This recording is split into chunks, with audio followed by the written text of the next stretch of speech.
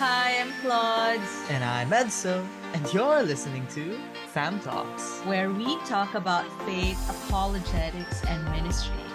Note that we're not experts on these topics, but we're doing this because we want to encourage families to start big conversations on faith, apologetics, and ministry. And one of those conversations is one that we're having today, and it's about the problem of evil.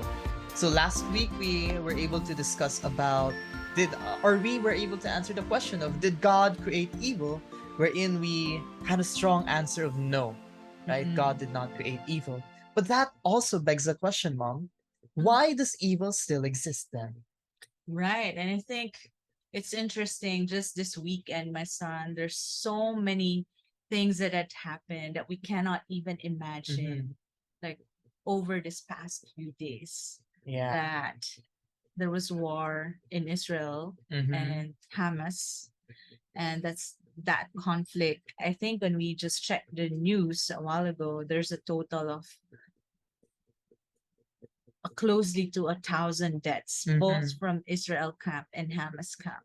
And I cannot imagine the loss from each of the families.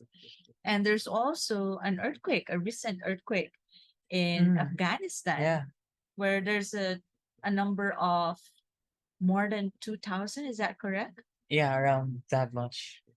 So we cannot discount the fact that there's still evil.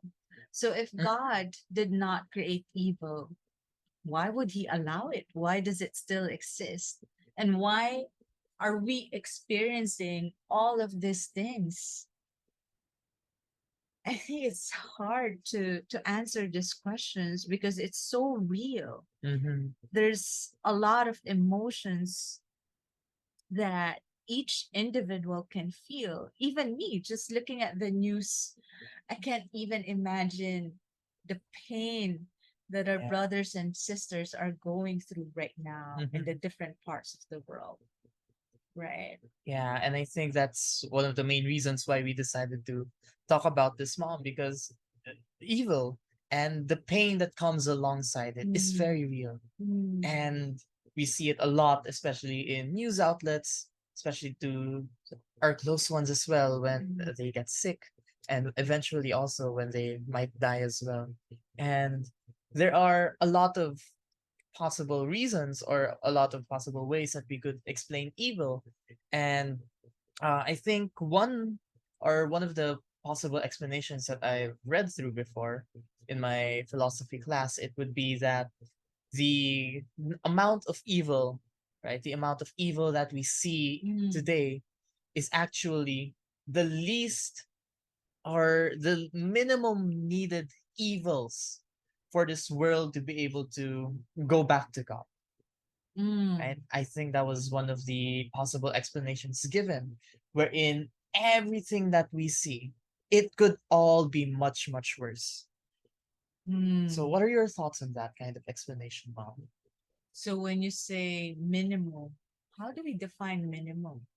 So is there extreme evil, less evil? Yeah, I think that was also one of the problems with it. But in a nutshell, when we say least amount of evil, it's the least severe, least number of times, least number of happenstance.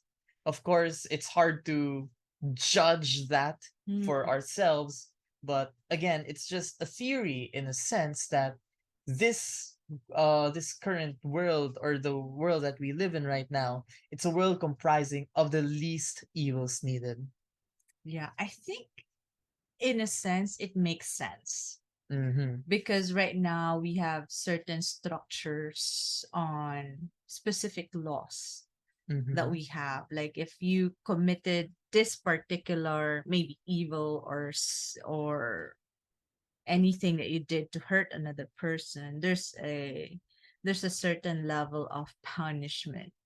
Back in the days, I don't think it's there's a certain level of structure in the same way that we have. So it's possible that it's less severe compared to before if we're looking at specific timelines in the history. if we're going to look at, for example, Mm, capital punishment during Rome is really crucifixion. The mm-hmm, shame and the pain that the person would go through. You're being stripped naked, right? When you're mm-hmm. being Yeah. crucified. But now we don't do that. Like there's it's much more humane in terms of how we do punishment. So I think it makes sense that it is less evil in that context. But I think we can't discount that evil is still evil, right? It's something that would hurt people. But I think Mm-hmm, in one of our conversations, my son, we were able to really establish the fact that the definition of moral truths, like morality, like in terms of mm, evil, like how can we define this as evil and how we can define this as good.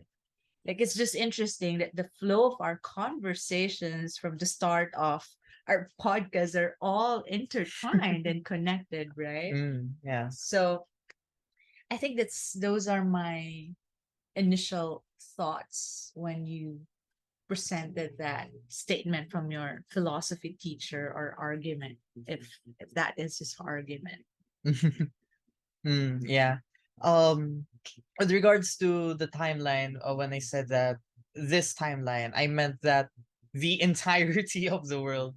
So from Mm, its beginning until its eventual end, the amount of evils that we're experiencing, it could have been much, much worse. So you can, or for me, I imagine it as God uh intervening so that the mm, evils that we experience aren't as severe as it could be. mm, So let's just say, for an extreme example, there was the bombing of Japan. mm, Right, that was definitely an evil. That was it literally terraformed their entire land, and uh, suffice to say, it's possible that the entirety of the world could have been bombed in the same way. I'm not discounting the gravity of what had happened, but I'm also just saying that it could have been much worse, right? mm, Although for me personally, that does kind of make sense. It doesn't feel right, right? It doesn't feel right that these are necessary, right? mm, Because when we say that these are the minimum amount of evil, it's like just saying that, okay, it's necessary, it is what it is. mm, And I feel like that's too vague of an answer. I mm, feel like that's not enough to be able to really describe why we have to go through these griefs, why we have to go through such pain. Seeing mm. these pains, we can empathize with other people. Like, why do they have to go through these things? Right.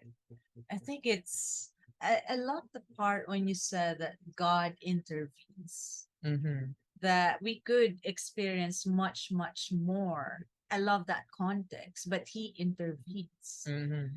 And I think from our previous conversations, we were able to clearly establish that God exists and He is not a distant God, and that He can definitely intervene when there are certain things that is happening in the world.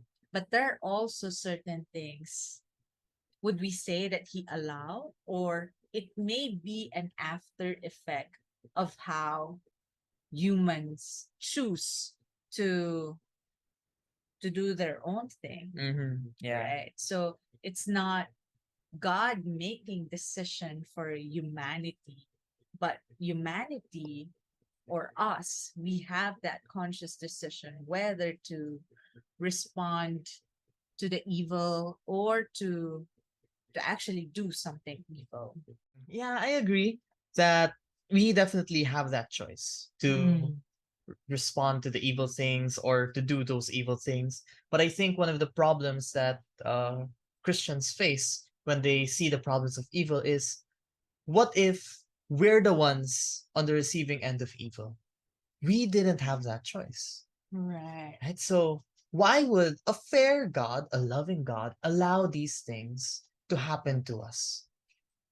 right? And I think it all boils down to how God, first and foremost, He gave us free will, which is the primary reason why moral evil exists. Right. And also that this world or this physical world isn't our final destination. Mm. And I think the problem of evil all boils down to that. That the reason why God allows all of these things, no matter the reason, I believe, right? That the reason why all these things happen is because God has prepared something even better for us. Mm. So I believe that God has a reason. I believe that these bad things are happening for a reason. There are many stories of people growing through adversity. There are many inspiring stories that we hear of people having gone through the darkest times, but God breaking through with them. We've Mm. seen we've seen powerful stories come from brokenness and from people receiving evils, and that's not discounting all the bad things that happen. I'm just saying that these things are only possible because those evil things that happened.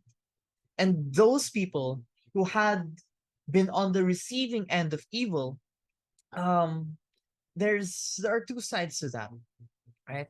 There are bad people who have who had evil things happen to them, and I think uh we can agree to a certain extent that they kind of deserve that. And on the second hand, we have these good people who have bad things happen to them. Mm. And again, for me, it would all boil down to God's fair judgment. Mm. At the end of the day, this world is not our final destination. Mm. That the evils that we experience here aren't the end all be all, Right. right? This is not the height of your emotions. This is not the height of your life experiences because God has prepared something for you, Mm. right? So I think this is a callback to how we started last week's episode, that yes, there's evil, but God did not create that, It's right? a distortion of something good. Yeah, it's a Mm. distortion of something good. And I like what you said last week, that there's hope, Mm. right? There is hope. Right. Even amidst all these evil, even amidst all these sufferings, these disasters that's happening, Mm. there's hope. Right.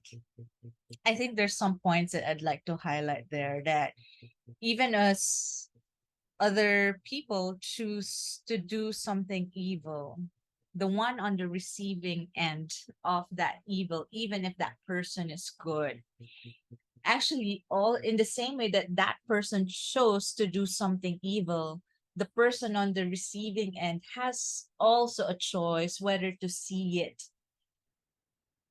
in a good way or a bad way. Of course, it's going to be a bad thing, right? Mm-hmm. We cannot discount that fact. Mm-hmm. But again, there are certain things within our control, how we are going to respond to what's happening. Mm-hmm. And there are certain things that clearly is not within our control.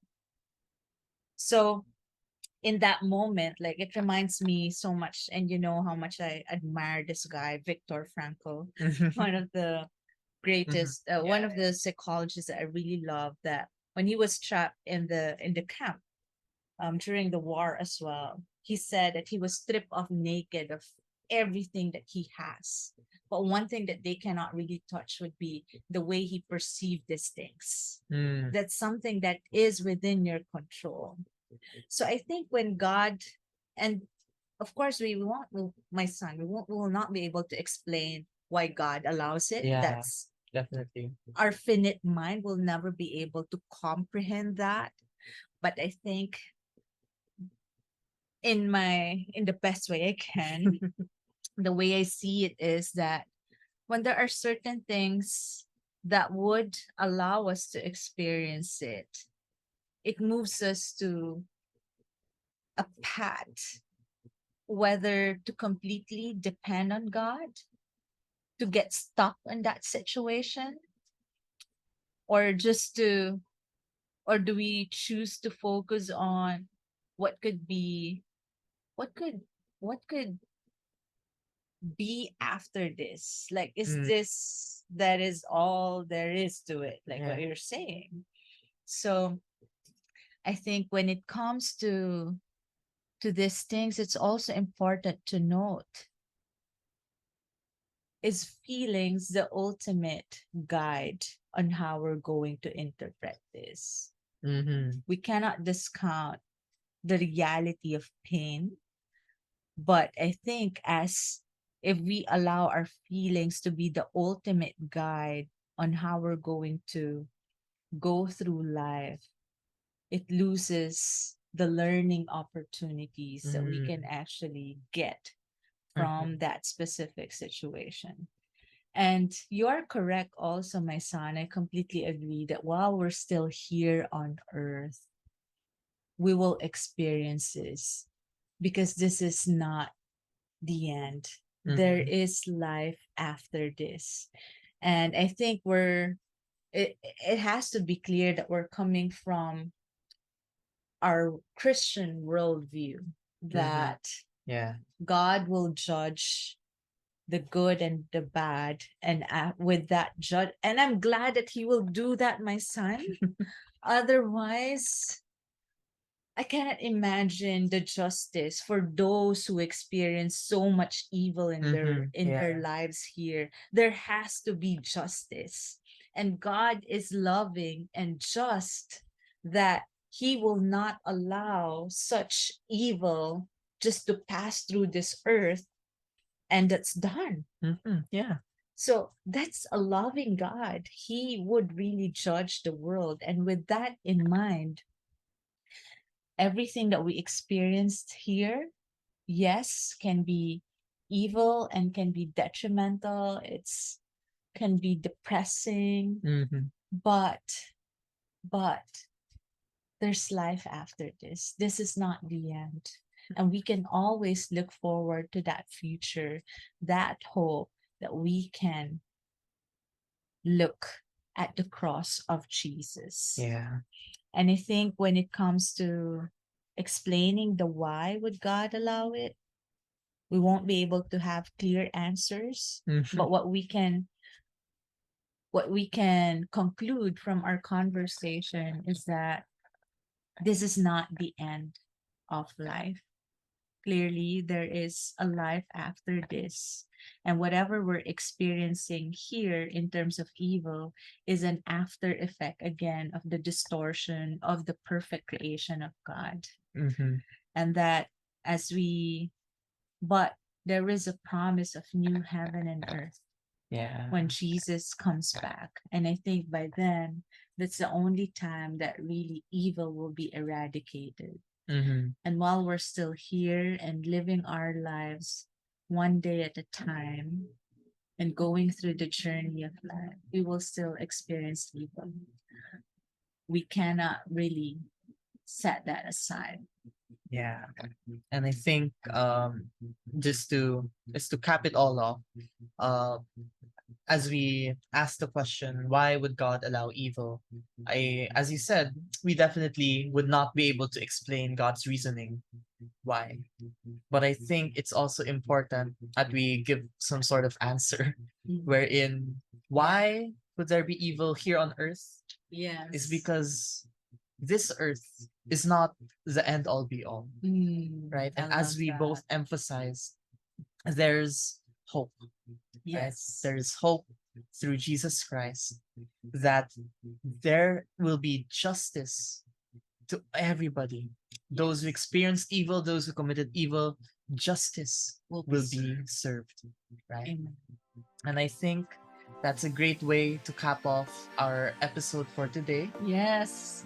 So rich enough, but I love our conversation. And this is the reason why we want to encourage families to have this conversation.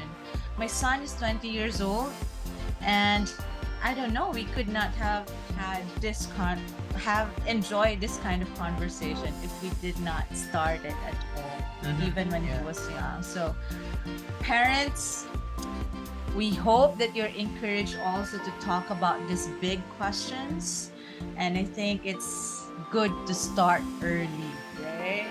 Okay, so with that, my son, will we say goodbye for now? Thank you so much for listening, and we hope to see you again next week. Don't forget to like, subscribe, and hit that bell so you know when we upload our next video. Bye for now. Thank you for listening.